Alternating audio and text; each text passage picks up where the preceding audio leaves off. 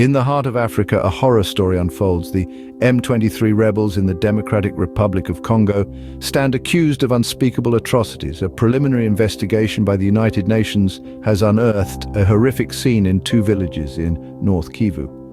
This force that has been leading an offensive against the Congolese army has allegedly slaughtered at least 131 innocent civilians in late November. Far from being an isolated incident, this act of violence is a fragment of a chilling campaign of murder, kidnapping and looting. The victims, executed indiscriminately with bullets or bladed weapons, consisted of 102 men, 17 women and 12 children. Furthermore, 8 individuals were wounded, 60 were abducted, and a minimum of 22 women and 5 girls were subjected to sexual violence. Eyewitnesses have recounted scenes of unparalleled brutality, with M23 members rampantly breaking down doors, gunning down civilians, pilfering property, and setting homes on fire. The United Nations has categorically condemned this horrific violence and appealed for unrestricted access to the scene, advocating for emergency humanitarian assistance. Yet M23 rebels remain defiant, denying responsibility for these horrific killings and demanding a full investigation. The situation has escalated as the M23 rebel group, largely formed by Congolese Tutsis, have seized several towns near the borders of Rwanda and Uganda. As a result, thousands of civilians have been displaced from their homes, setting a grim and unsettling atmosphere in the region.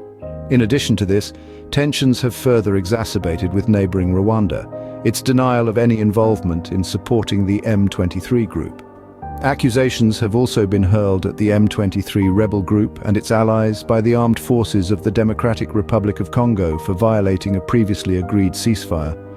Reportedly, this violation resulted in the tragic loss of 50 civilian lives in the town of Kishishe. This regrettable incident has sparked international outrage, further tarnishing the group's reputation.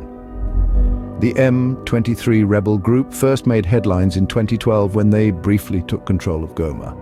A peace deal was later struck in 2013, leading to the integration of some M23 fighters into the military. However, this peace was short-lived as the group resumed fighting in late 2021, citing the Democratic Republic of Congo's failure to honor integration promises as one of their main grievances. To recap, the circumstances in the Democratic Republic of Congo are alarming, with the M23 rebels being implicated in the alleged massacre of a minimum of 131 innocent civilians in a violent rampage.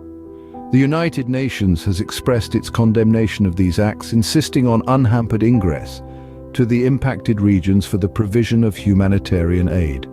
That said, the M23 rebels spurn these allegations and have demanded a comprehensive investigation.